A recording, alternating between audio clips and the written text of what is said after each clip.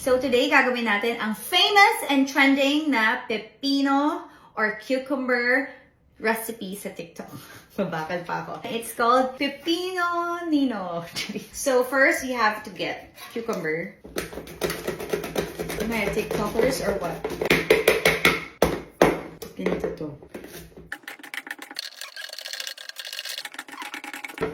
Ito. Nangyari dito. Sa TikTok, ganyan-ganyan lang sila, oh. Hindi ko ma-achieve. Pagod. Let's add na the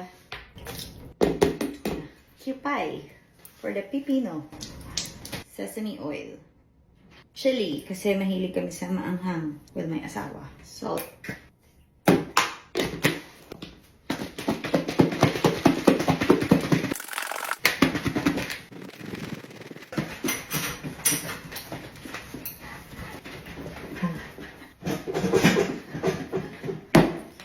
Now, taste test. Pagod ako dun.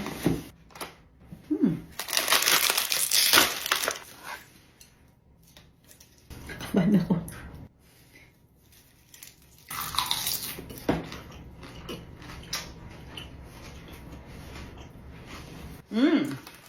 Wala pang MSG to. Pero yung sumikot sa TikTok na yung may rice vinegar, ginagawa ko na yung dati, diba? This one, try it.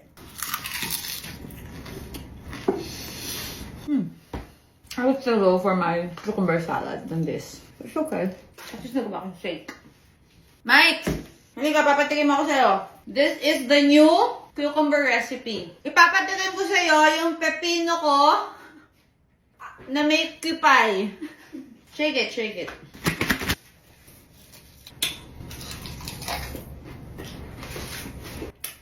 Sarap? Hindi nga. Watashi wasta. Watashi wasta.